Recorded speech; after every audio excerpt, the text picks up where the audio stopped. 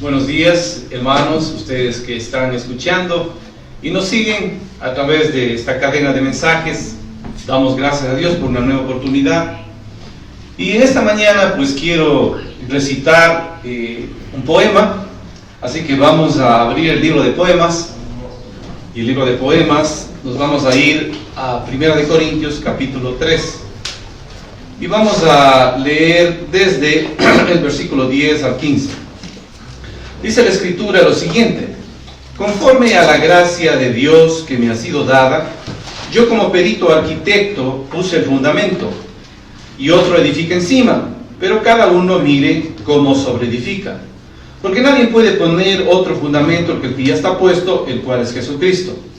Dice: sobre este fundamento alguno edificare oro, plata, piedras preciosas, madera, heno o hojarasca, la obra que cada uno se hará manifestará porque el día la declarará.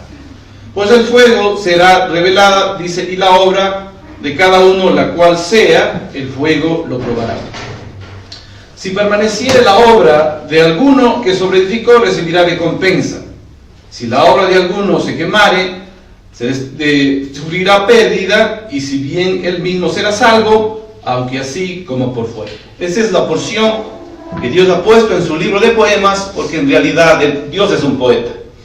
Entonces, en esta mañana, el tema de esta mañana en secuencia es la edificación del templo. Hemos estado hablando mucho acerca de la edificación en la casa. Hemos mencionado acerca del misterio de la piedad. Y en resumen, en pocas palabras, decimos que el misterio de la piedad, o el secreto que Dios tenía guardado, era cómo Él, a través de Cristo, de la persona de Cristo y de la obra de Cristo, Él podía producir personas con un comportamiento, con un carácter adecuado en la casa de Dios. La pregunta de esta mañana es: ¿para qué? Y la respuesta de esta mañana también es que Él sencillamente quiere un templo santo. Cuando hablamos de la edificación del templo, estamos hablando de una edificación de algo santo, ¿no? Cuando miramos Efesios capítulo 2, por ejemplo, ¿no? Vamos allá, Efesios capítulo 2. Al mirar el capítulo 2, en el versículo 20, dice: edificado sobre el fundamento de los apóstoles y profetas, siendo la principal piedra de ángulo Jesucristo mismo, en quien todo el edificio bien coordinado, escuche esto, va creciendo para ser un templo santo en el Señor. El 22 dice: en quien vosotros también sois juntamente edificados para morada del Espíritu. La morada del Espíritu es el Espíritu Santo. Por lo tanto, la meta hasta aquí es simplemente Dios desea un templo santo. Entonces, cuando hablamos del comportamiento y el carácter bajo los rangos de Dios, no bajo los rangos humanos, estamos hablando del carácter y el comportamiento de Cristo, no el carácter de algún ser especial. No, por ejemplo, muchos pueden admirar, por ejemplo, a Mahatma Gandhi, su conducta era intachable, pero nosotros no buscamos algo humano, buscamos el carácter, no por la obra y la gracia de Dios, del Espíritu Santo, el carácter de Cristo. Creyentes, adelante, abra sus oídos, abra sus ojos, porque lo que hoy viene es muy interesante. Así que pensemos, si estamos hablando de un templo santo, primero entendamos la palabra santo. La palabra griega agios, ¿no?, es una palabra que habla de apartar algo, ¿no? En este caso, cuando hablamos de los creyentes, somos apartados del pecado para venir a Dios y consagrarnos, ¿sí? Entonces, esto significa lo siguiente: significa salir de una vida egocéntrica a venir a una vida cristocéntrica. Ya la vida cristiana no es el centro, el yo, ni el ego, sino Cristo. Cuando pensamos en el ego del hombre, puede ser que el ego del hombre tenga virtudes, a lo mejor tiene cualidades, pero también tiene defectos, pero no nos interesa eso en la casa de Dios. Buscamos ser cristocéntricos, es decir, que desde hoy giramos alrededor de Cristo, no alrededor del ego. No es un asunto humano, es un asunto celestial. Por lo tanto, al girar alrededor de Cristo, sabemos que Él es el centro y el centro de Él es su plan, y el plan es que tengamos la imagen de Cristo de una forma práctica.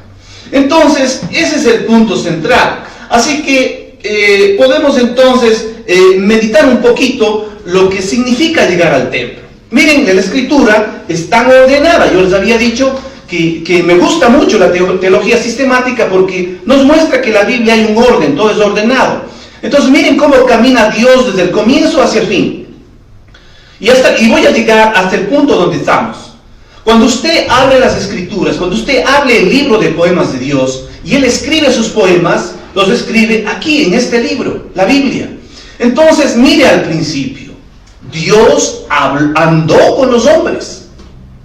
Mire el Génesis, Dios andó con Noé, Dios andó con Enoc, Dios andó con Abraham. ¿Se da cuenta? Pero luego Dios andó, al llegar a Éxodo, Dios andó con su pueblo. Y más adelante Dios decidió habitar en medio de su pueblo. Ese es el tabernáculo.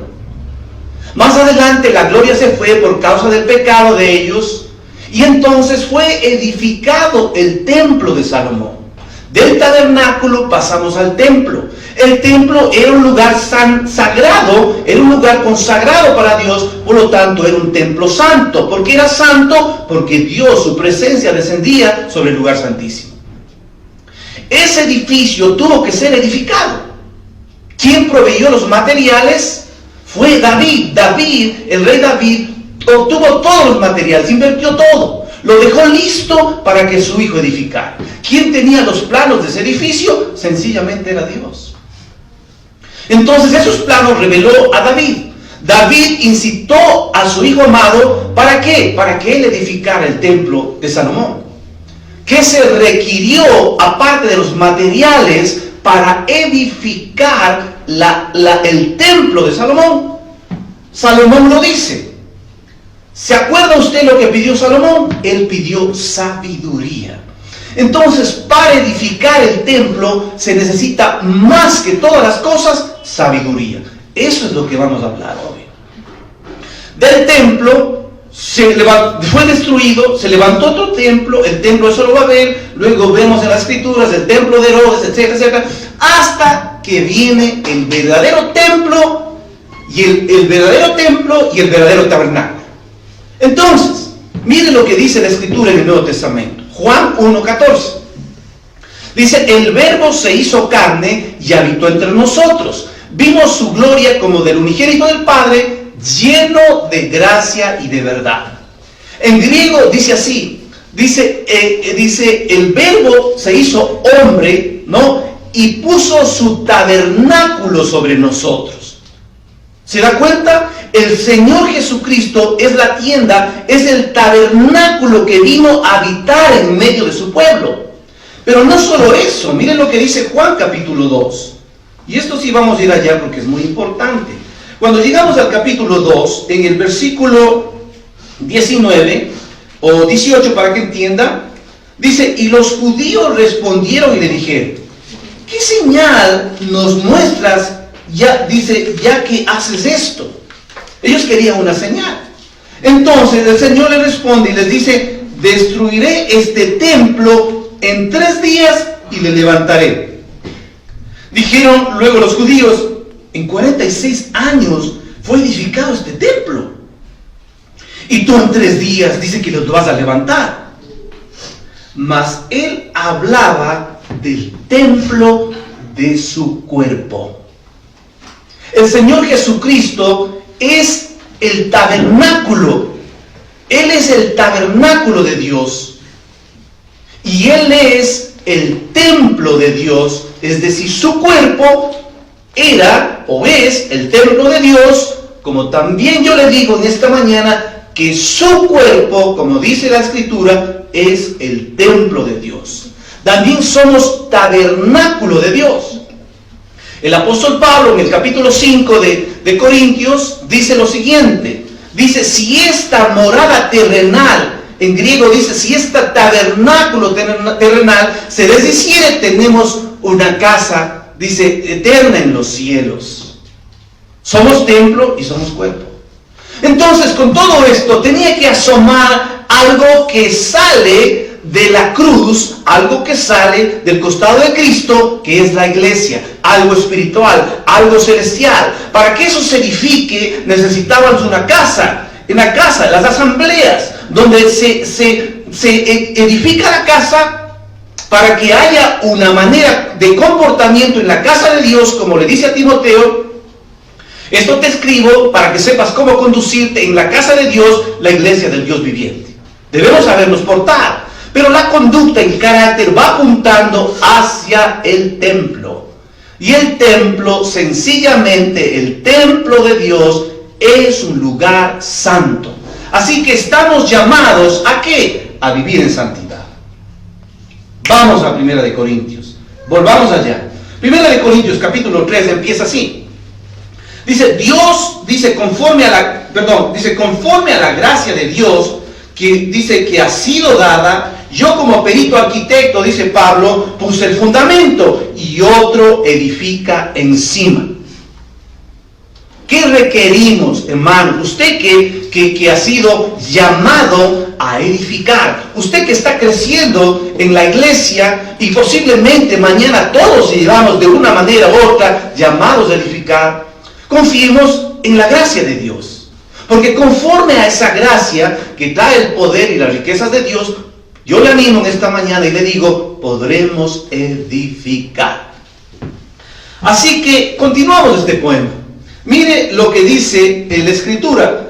Pablo dice, yo como experto arquitecto. La palabra griega arquitecto no es una traducción correcta. El sentido allí es un maestro mayor. Como cuando usted va a una construcción. Está el arquitecto que tiene los planos, pero hay un maestro mayor que es experto en edificar. Entonces Pablo es un maestro mayor, es un albañil de rango. ¿Sí? Y él tiene, ¿qué cosa? Él es experto en edificar. Pero ¿quién es el que tiene los planos? Dios. Dios es el arquitecto. Como cuando dice Hebreos que los santos de los héroes de la fe esperaban, dice, una casa no terrenal, sino dice una ciudad celestial, construida por un arquitecto, y ese arquitecto es Dios. ¿Ok? Entonces eso es muy importante. ¿No? Entonces, ¿qué hace ese arquitecto? Miren lo que dice aquí. Dice que él fue llamado a edificar. Y a poner el fundamento, no, y otro dice edifica. Pero cuando llegamos al lugar, al terreno de la edificación, hay un letrero. Así que el que va a entrar al lugar de edificación tiene primero que leer el letrero. ¿Y sabe qué dice el letrero? Mire cada uno cómo sobreedifica. Es decir, no es edificar por edificar. Usted no puede usar materiales corrientes en una construcción. Tiene que usar materiales apropiados, buenos, ¿para qué? Para que la construcción tenga y apunte hacia algo duradero. Más aún, en el templo de Dios es algo mucho más supremo. Entonces, al pensar en esta edificación, no debemos meditar algunas cosas. Dice, mire cada uno cómo sobreedifica. Cuando pensamos nosotros en edificar la iglesia, el siguiente versículo dice, y sobre este, el 11, ¿no? Dice, porque nadie puede poner otro fundamento que el que ya está puesto, que es Jesucristo. Cuando dice Jesucristo, no está hablando exclusivamente de la persona de Cristo, sino también está hablando de la obra de Cristo. El fundamento de la iglesia es Jesucristo y su obra que realizó en la cruz. Recuerden lo que yo le dije con respecto al misterio de la piedad. El misterio de la piedad está conectado con la persona y con la obra de Cristo. Entonces, algo hace que produzca el comportamiento y el carácter adecuado, pero aquí el tema de la edificación no es como el concepto de la epístola de Pedro. Pedro dice en el capítulo 2 de 1 de Pedro, él habla de que Cristo es una piedra viva, preciosa para Dios, rechazada por los edificadores. Pero más adelante dice, vosotros piedras vivas. Entonces aquí el edificio, o el templo, perdón, no es ir colocando una piedra y otra encima, porque ese es el sentido de Pedro, pero también es el sentido de Efesios.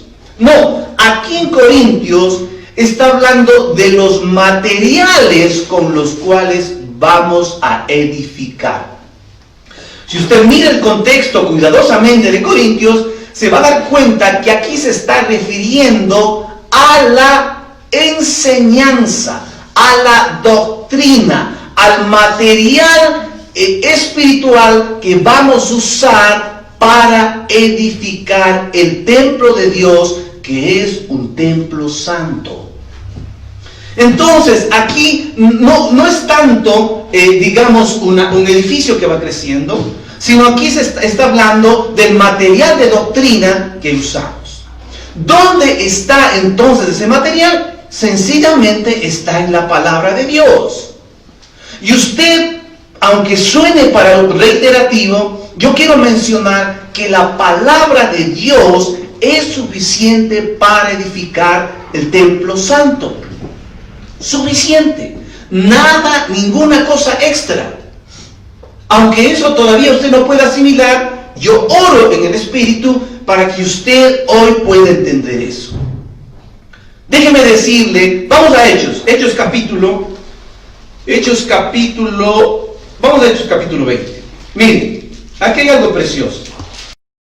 Consternado, con sus ojos llenos de lágrimas, se despide de sus líderes. Él sabe que, de los líderes de la iglesia, él sabe que ya no los volverá a ver, ¿no? Y él les da las últimas recomendaciones. Pero al final, en el capítulo 20 de Hechos, versículo 32, dice lo siguiente: y ahora, hermanos, os encomiendo a Dios, número 1, y a la palabra de su gracia, 2, que tiene poder para sobreedificaros y daros herencia con todos los santificados. ¿A qué nos llamó Dios? A una santificación, a que seamos santos en la vida práctica. Aquí habla de una santidad práctica. Entonces, ¿qué hace Pablo? Él sabe que ya se va, el Señor le llevará, ¿no? Él sufrirá en manos de los romanos, le matarán, ya no le volverán a ver. Pero él dice, les encomiendo, número 1, a Dios y a la palabra de su poder, que tiene poder para sobreedificarnos. Entonces, nos preguntamos, viene una pregunta un poco compleja que alguna vez me he planteado, y yo estoy seguro que esto también está en su corazón. Hablamos de que la palabra es suficiente para edificar, pero surgen preguntas. Leemos la Biblia, estudiamos la Biblia, hablamos de la Biblia, predicamos el Evangelio, vamos a conferencias, vamos a talleres, pero no hay santidad en los creyentes. Entonces, eso es algo que parece que es absurdo. Entonces, cuando uno no ve eso, alguien se pone a pensar y dice, no, pues, algo falta. A lo mejor la ciencia, el humanismo, algo nos va a ayudar para que los hermanos crezcan. ¡Qué tremendo! ¿Por qué no tener un pensamiento así cuando no vemos la realidad de los creyentes viviendo una vida santa? ¿Acaso no hay una historia, hermanos, y los digo con todo amor, de hermanos que aún están en fornicación? Otros aún llegan a robar en las mismas iglesias. No saben administrar las cosas. Luchan con la murmuración, se quejan, caen en los mismos pecados y debilidades. ¿Por qué no hay santidad en ellos? Entonces, mire lo que dice Pablo. Pablo no le encomienda primero a la palabra de la gracia, que tiene poder para sobreedificar. Porque es verdad que la palabra de Dios santifica. Miren lo que dijo Jesús. Dice, santifícales con tu palabra es verdad. Ahí está diciendo claramente que la palabra nos puede santificar. Pero cuando usted abre las Escrituras, usted hable el poema de Dios, usted hable la palabra de Dios, a quién usted va a encontrar y quién se va a revelar en las Sagradas Escrituras es el Dios santificador. Entonces, quien santifica no es lo que está escrito, sino quien santifica es Dios mismo. Él es el santificador. Él produce vidas santas. Él viene a morar en usted a través del Espíritu Santo. Y la obra del Espíritu Santo es esa: producir santidad en usted. Usted me dice, ¿y ahora qué hago? Algo muy sencillo, extremadamente sencillo. Si usted alinea, si usted pone en armonía su corazón con el de Dios, y usted sabe que Dios es santo, y usted es un pobre, miserable pecador, que aunque ha sido redimido por la sangre del Cordero, es un pecador redimido por la sangre, imperfecto, que necesita ser transformado. Si usted pone en armonía su corazón, repito, con el corazón de Dios, y le dice, tú eres santo, y yo quiero ser santo como tú eres santo, le aseguro que Dios no se va a quedar con los brazos cruzados. Y Él va a empezar a trabajar y a producir la santidad conforme a las riquezas que están reveladas en la palabra de Dios. A lo que yo explico, ¿necesitamos algo extra? No, porque Dios y su palabra son suficientes. Y si usted cree que la palabra no es suficiente, entonces mire al que sí es suficiente. El suficiente es Dios. Dios produce la santidad, no los métodos, no las cosas que usamos. Y bueno, no quiero hablar más de eso, porque en verdad lo que yo me debo a usted es un respeto. Entonces, mire la escritura, volvamos al pasaje donde estamos, ¿no? Entonces, avanzando un poquito más, no, dice, mire cada uno como sobreedifica. Porque nadie puede poner otro fundamento que el que ya está puesto, el cual es Jesucristo. Aquí habla de un fundamento, y el fundamento es la persona y la obra de Cristo. Entonces, si habla de otro fundamento, debe haber otro, pues. Entonces, aquí se aclara la cosa. Miren, lo que retrocedemos un poquito. En el capítulo 3 está hablando de que los hermanos son inmaduros, de que son carnales, de que no les puede dar, tienen que mantenerle con leche, no pueden aún comer alimento sólido. Y cuando llegamos al versículo 4 dice lo siguiente: porque diciendo el uno, yo soy ciertamente de Pablo, el otro dice, yo soy de Apolo. No soy carnales, le dice Pablo. ¿Qué pues es Pablo? ¿Qué pues es Apolos? Servidores por medio de los cuales habéis creído, y eso según lo que cada uno, Dios o el Señor, les ha concedido. A Pablo Dios le dio una porción, le concedió algo de su revelación, a Apolo otro, a otro hermano otro, y así se edifica el templo de Dios. Es triste mirar en el capítulo 1, en el versículo 12, dice, quiero decirles que cada uno de vosotros dice, yo soy de Pablo, yo soy de Apolo. Otros dicen, yo soy de Cefas. Otro, yo de Cristo. ¿A qué huele todo esto? Huele a división. ¿No es acaso, amados hermanos, que estos tiernos hermanos estaban poniendo como fundamento a los hombres? Los pablistas, los apolistas, los cefistas. ¿Qué diríamos hoy en día? ¿Los que siguen a Lutero? ¿Los luteranos? ¿Los wesleyanianos? ¿Se da cuenta de eso? Es triste todo eso. ¿A quiénes hemos puesto por fundamento? Dice, no, yo me quedo con la enseñanza de Pablo. Pablo es el que tiene la verdad. Pero no sé qué te pasa, pues hombre, si Pedro fue el primer apóstol, él es la piedra de la edificación. ¿Se da cuenta de eso? Pero dice, no. No hay otro fundamento como el de Jesucristo. ¿Se da cuenta? Entonces, el fundamento es Jesucristo. No son las enseñanzas de ciertas personas, porque estos hermanos santos, dedicados a la palabra, dedicados a buscar a Dios, recibieron algo de ellos, ¿sí? Y sus enseñanzas están conectadas con el fundamento. Y nuestra responsabilidad, cuando yo soy un edificador, es poner el fundamento que es Cristo. Dicho de otra manera, la idea no es atraer a la gente a mí, sino conducir a la gente a Cristo. Eso es poner el fundamento. ¿Se da cuenta de eso? Entonces, hermanos, dice el 13, ¿acaso está dividido Cristo? ¿Fue crucificado Pablo?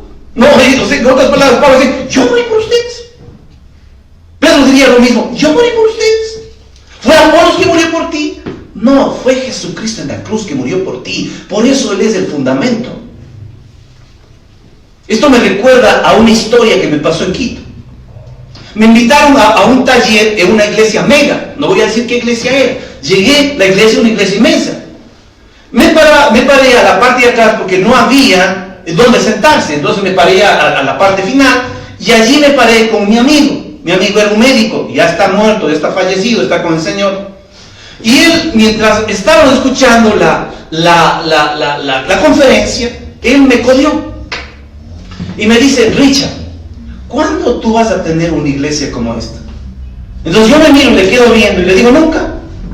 Nunca. Porque yo no he muerto por nadie. No, yo no he muerto por nadie. Así que yo no puedo tener una iglesia. La iglesia es de Cristo. ¿Entiende eso? Entonces, eso es algo importante. Hemos puesto malos fundamentos. No, aún hasta los herejes ponen su fundamento. Unos dicen los arrianos. ¿Por qué? Porque vienen de Arrio. No, yo qué sé, no quiero mencionar más herejes, pero miren, todo está puesto en un fundamento humano, no divino, pero el fundamento es Cristo. Ok. Al llegar al versículo 12 de 1 Corintios 3, ¿no? Dice la Escritura, dice, y sobre este fundamento, alguno edificare oro, plata, piedras preciosas, madera, heno y hojarasca. Está hablando de materiales. ¿Con qué material usted va a edificar la iglesia? El material adecuado es la doctrina de Dios, son las enseñanzas de Dios. Allí están escondidas las riquezas. Le invito a mirar Proverbios en el capítulo, vamos a Proverbios capítulo 3. Ok, entonces, aquí vamos a encender más la fiesta. Aquí se va a encender más la fiesta y el poema se va a volver más sublime. Entonces, cuando miramos Proverbios en el capítulo 3, al llegar al versículo 13 dice lo siguiente. Escuchen. Bienaventurado el hombre que haya la sabiduría. ¿Sabe lo primero que se necesita para edificar la casa? Es sabiduría. Si un edificador no tiene sabiduría, no es porque no es especial, no, es porque no ha buscado a Dios. Porque la sabiduría de lo alto es lo que edifica la iglesia. Entonces, mire con qué cosas son menos que la sabiduría. Mire, dice, bienaventurado el hombre que haya la sabiduría y que obtiene la inteligencia, porque su ganancia es mejor que la plata y sus frutos más que el oro, más, dice, preciosas, dice, es que las piedras preciosas. Ahí está, oro, plata y piedras preciosas. Si alguno edificare la casa ¿con qué? Con oro, plata y piedras preciosas, esos son los materiales adecuados para la edificación. ¿Dónde está el oro? ¿Dónde está la plata? ¿Dónde están las piedras preciosas? En la rica palabra de Dios. Allí está. El oro representa lo divino, representa el Padre. El Padre decidió darnos su vida divina. Ahí está el oro. ¿Quién hizo que esa vida divina, esa vida sobrenatural, esa vida eterna llegue a nuestro corazón? Jesucristo. Pero para que eso se efectivice en usted, Él tuvo que pagar un precio en la cruz con su sangre. Y en el Antiguo Testamento muestra claramente que para redimir a una persona se pagaba piezas de plata. Entonces la plata representa la redención. Y las piedras preciosas, como vamos a ver, es la obra del Espíritu Santo. Pero ¿qué está más arriba de esto? Cuando usted lee la Escritura, dice, Y si sobre este fundamento, mire, ¿qué importa? Y si sobre este fundamento alguno edificare oro, plata y piedras preciosas, antes del oro, de la plata y las piedras preciosas está el fundamento. Está Dios. Si usted mira cuidadosamente, después que se acabe la prédica, y lee cuidadosamente del capítulo 1 hasta donde yo estoy predicando, va a encontrar lo siguiente. Miren, va a encontrar el fundamento. Miren, por ejemplo, bueno, todo habla de lo mismo, pero voy a leer un poquito, porciones para que no sea muy largo. En el 20, dice Pablo, 1 Corintios 1:20, dice, ¿dónde está el sabio? ¿Dónde está el escriba? El sabio es del griego, el escriba es del judío. Dice, ¿dónde está el sabio? ¿Dónde está el escriba? ¿Dónde está el disputador de este mundo? El peleón, el que cree que se las sabe todas. Dice el versículo 21, pues ya que en la sabiduría de Dios el mundo no conoció a Dios mediante la sabiduría, agradó a Dios salvar a los creyentes por la locura de la predicación. Dice locura de la predicación, porque para los griegos es una locura. Ok, entonces, mire, al llegar al versículo 24 dice, mas para los llamados, así judíos como griegos, Cristo, el fundamento, Cristo, poder de Dios y sabiduría de Dios. ¿Quiere usted edificar la casa? ¿Quiere usted edificar el templo santo? Cristo es el fundamento. ¿Quién es Cristo? Poder de Dios y sabiduría de Dios. ¿Quiere sabiduría para edificar la casa? Cristo es suficiente. Su palabra es suficiente. ¿Quiere el poder? El poder está en el Espíritu Santo. Todo viene de Cristo. Entonces, mire qué interesante. Todo es un contraste, cuando usted lee cuidadosamente, entre la sabiduría humana y la sabiduría divina. Mire lo que dice el versículo 24, el versículo 30, perdón. Dice, mas por él estáis vosotros en Cristo. Dios nos ha permitido estar en Cristo, el cual nos ha sido hecho por Dios sabiduría, justificación, santificación y redención. ¿Quién es Cristo? Cristo es nuestra sabiduría. ¿Usted quiere sabiduría para edificar el templo? Cristo es la sabiduría. ¿Quién es el que puede santificarnos? Él es nuestra santificación. Él puede hacernos santos en la vida práctica. Aunque posicionalmente ya somos santos. Y vamos a la asamblea de los santos.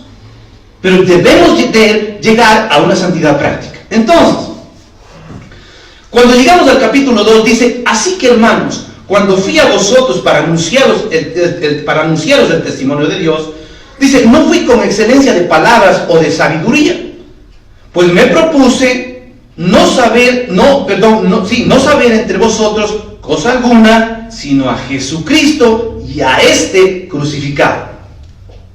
Y estuve entre vosotros con debilidad y mucho temor y temblor. Escuche esto, y ni mi palabra, ni mi predicación fue con palabras persuasivas de humana sabiduría.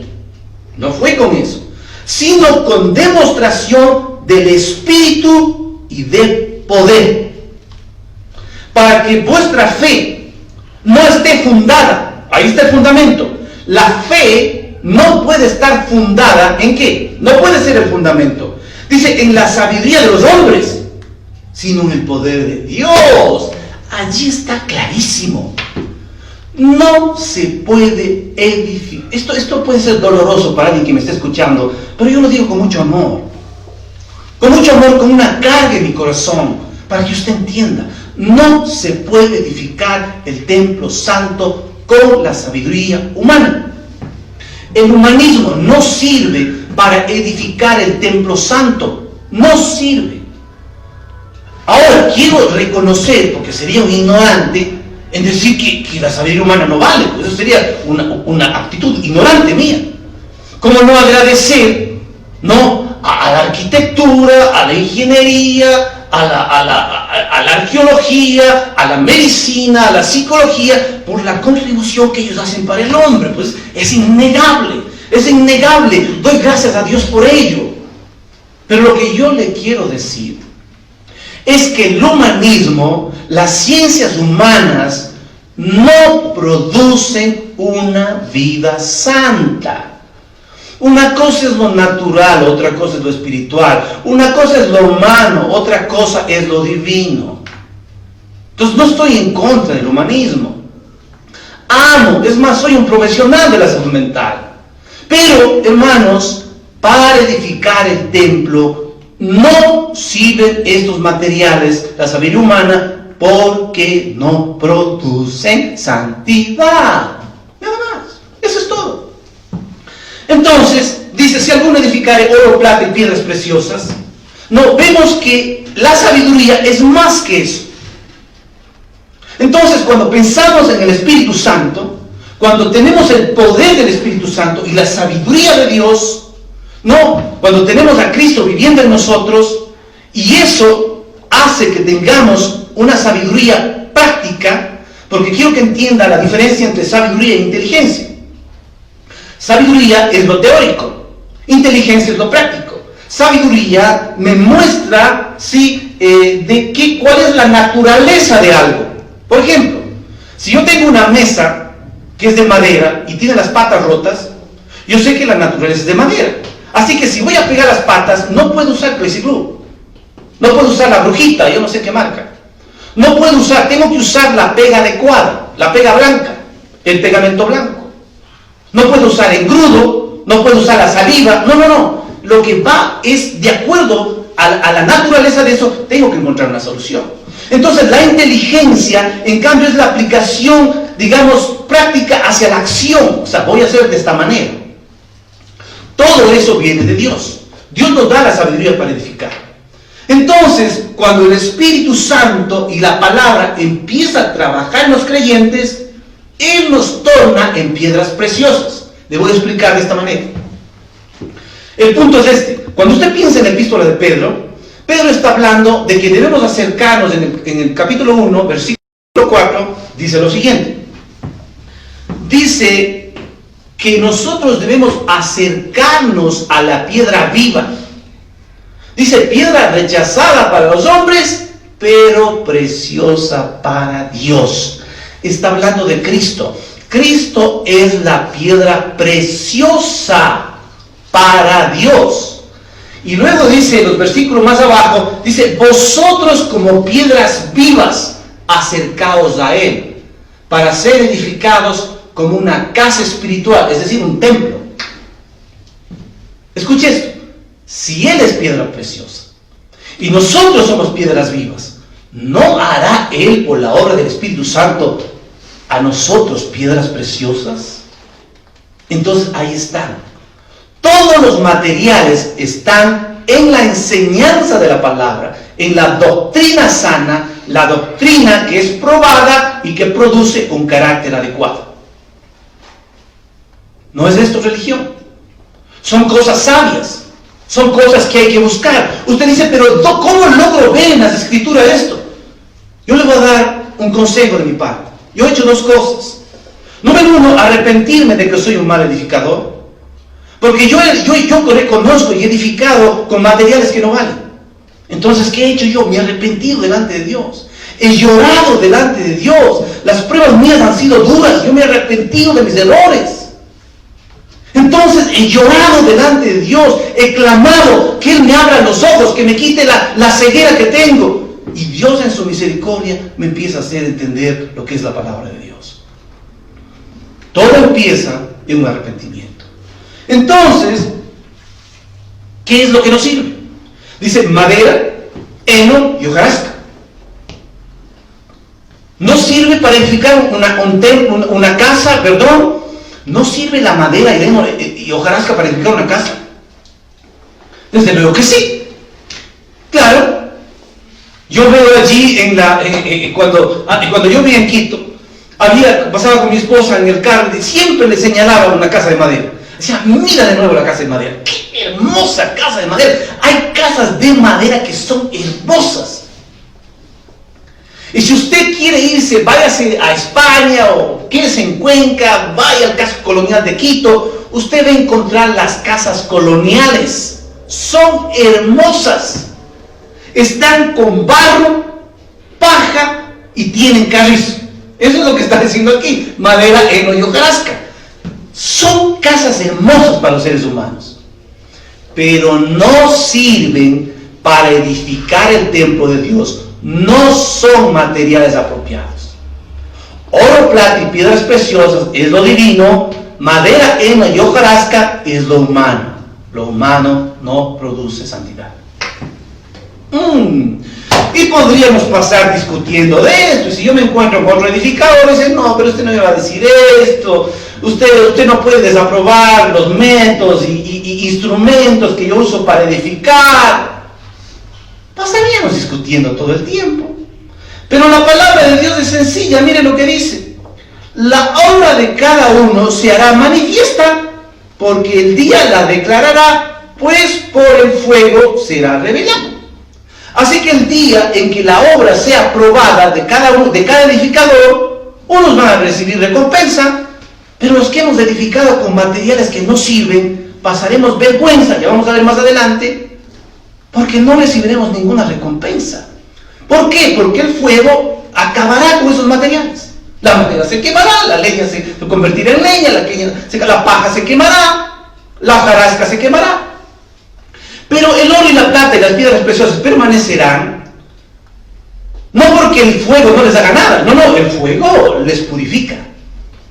A temperaturas adecuadas, el fuego purifica. El oro, la plata y las piedras preciosas, pero no desaparecen. Ese es el sentido del pasaje. Entonces, ¿qué pues vamos a decir a todo esto? Vamos a decir sencillamente que el fuego, tarde o temprano, lo probará. Entonces, esta hora es la hora de la pastilla. Así que ténganme un poquito de paciencia. Bien, entonces, muy bien, entonces avancemos. Quiero ahora sí hablar un poco. Voy a recitar mejor el poema. Le invito a ir a Primera de Reyes, y al llegar a Primera de Reyes vamos a ir al capítulo 5, ¿no? Esto sí es precioso. Le voy a mostrar cómo se edifica. Miren, Primera de Reyes, en el capítulo 5, dice lo siguiente. Al llegar al capítulo 5, avance un poquito al versículo 17 y dice lo siguiente, hablando de la edificación del templo de Salomón. Dice: y mandó el rey Salomón que trajesen piedras grandes, piedras costosas, para los cimientos de la casa y piedras labradas. No sirven las piedras rústicas, ásperas, hay que labrarlas. 18. Y los albañiles de Salomón y los de Irán y los hombres de Gebal cortaron y prepararon la madera y la cantería para labrar la casa. Las piedras para edificar el templo no se extrayeron, no se trabajaron en el templo, sino fue un asunto de ir a la cantera. Eso es lo que está diciendo aquí. Dice la madera, dice la cantería para labrar la casa. Entonces, ¿dónde se preparan las piedras? En la cantería. Miren, le voy a explicar mejor. Miren lo que dice el 7 del capítulo 6. Cuando se edificó la casa y fabricaron de piedras que traían ya acabadas, de tal manera que cuando la edificaban, ni martillo, ni hacha se oyeron en la casa, ni ningún otro instrumento de hierro.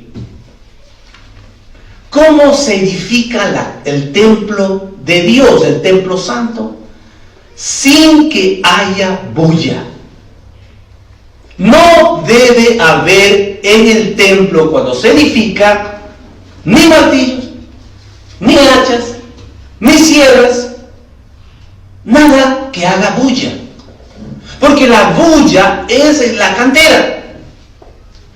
Explotan las piedras, polvo, sierras, martillos, hachas, bulla, suciedad, sudor. Había una burla de los egipcios cuando ya veían a los hombres en las canteras egipcias, se burlaban.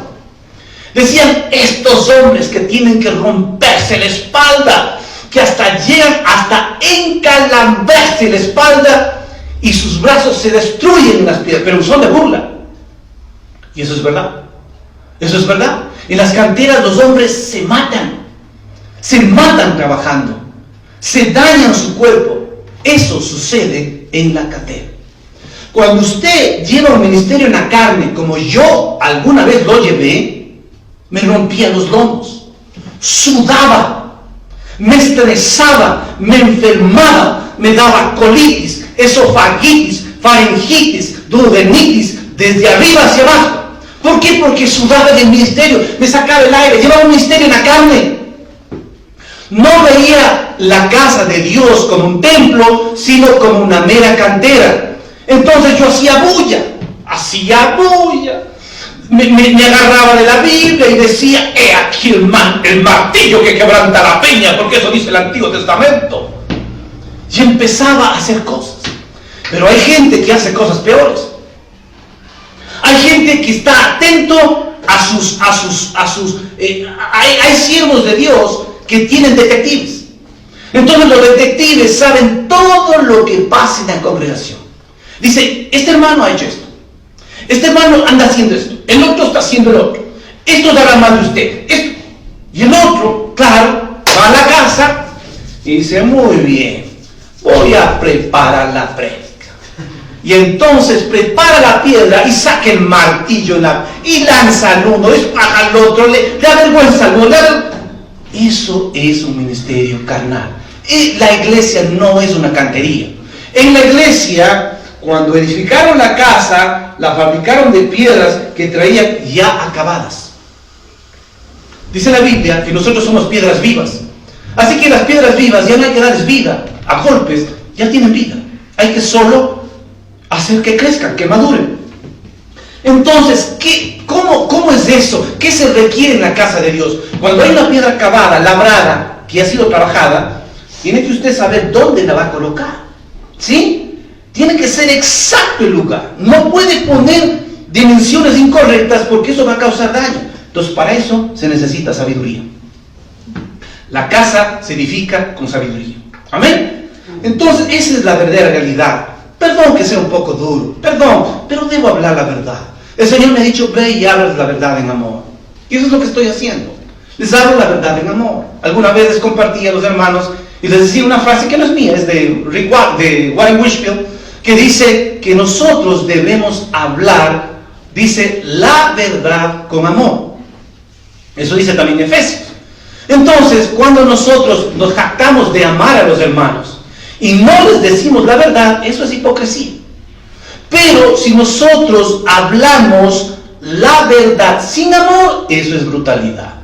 Entonces, eso es lo que yo evito hacer. Bien, entonces, volvamos casi ya vamos entrando al final.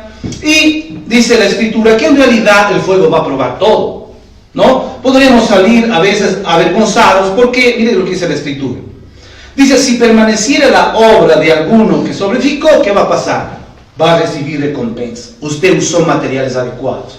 Como Pablo le dijo a Timoteo, le dijo que coma la palabra, que asimile la palabra, que se acerque a Dios, que Dios trabaje en él, que él se levante como un hombre valiente, que enfrente los problemas de la iglesia, que enfrente a los falsos maestros, que edifique la casa, que corrija a las hermanas que están revoltosas, en amor, que sea un buen consejero con los ancianos, con los jóvenes, que tenga pureza con las jóvenes, tantas cosas. Que si él hace un ministerio en reposo, su úlcera iba a mejorar. Eso es edificar. Entonces, el punto central es aquí, que si permanece la obra de alguno que edifica, va a recibir recompensa. Pero miren lo que dice más abajo. Si la obra de alguno que se quemare, él sufrirá pérdida, si bien él mismo será salvo, aunque así como por fuera. Este versículo ha sido tan manoseado en la iglesia, sobre todo algunas iglesias que no son cristianas. Algunos han levantado y se han dicho que aquí está la doctrina del purgatorio. Yo no veo aquí ningún purgatorio. Entonces, lo que está diciendo es sencillo, ¿no? Si vamos al fuego en el día del juicio, ¿no? Aquí está hablando del tribunal de Cristo.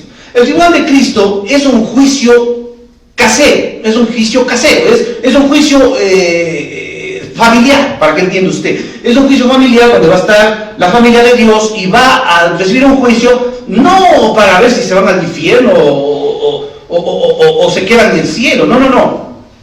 Es para probar los materiales. Es para que los edificadores, dice claramente, reciban una recompensa si es que han edificado con materiales adecuados o simplemente pasen vergüenza. Entonces, en ese juicio, Dios va a probar con fuego.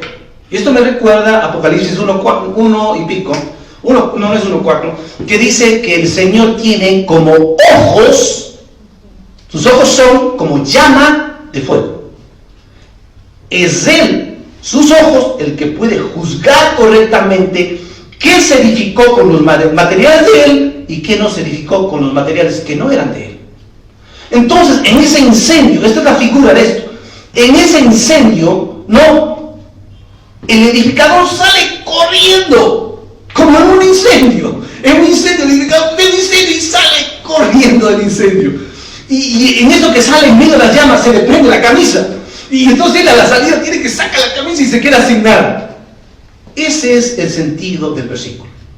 El edificador llega allí, es probado por fuego, se quema su ropa, pierde todos los bienes, pero él se salva. Se salva del fuego, se salva del incendio. Eso es todo. Qué importante es usar la sabiduría. Mire lo que dice más adelante. Dice, si la obra de alguno, el 16, ¿no sabéis que sois templo de Dios y el Espíritu de Dios mora en vosotros? Estamos hablando de un templo santo. No estamos hablando de edificar una construcción física. No, digo esto con amor también. No le dé tanta importancia al edificio donde usted se reúne. No estoy diciendo que deje todo deteriorarse. No, no, no. No le dé tanto, no invierta tanto en eso. Invierta tiempo en edificar a los santos. Ese es el templo de Dios. Ok, entonces dice el versículo 18, versículo 17, si alguno destruyere el templo de Dios, Dios le destruirá a él, porque el templo de Dios, el cual sois santos, sois vosotros, santo es. No hay cómo jugar a la iglesita. No juegue a la iglesita. No sea que usted esté destruyendo el templo, y eso es muy grave.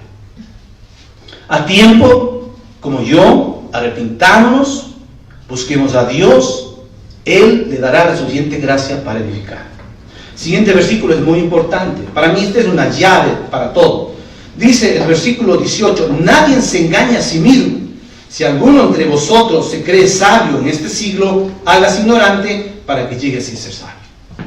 Si usted me está preguntando cuál es el primer paso para recibir la sabiduría de Dios, si usted se arrepiente y sabe que los materiales de la sabiduría humana no sirven, entonces declárese ignorante.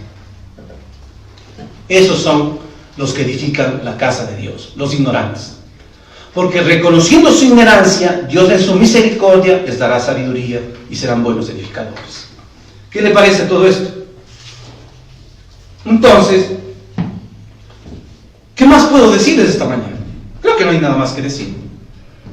El deseo de mi corazón es que usted asimile esta palabra y que pueda recibir la bendición en su corazón y que su espíritu esté lleno del Espíritu Santo. Amén.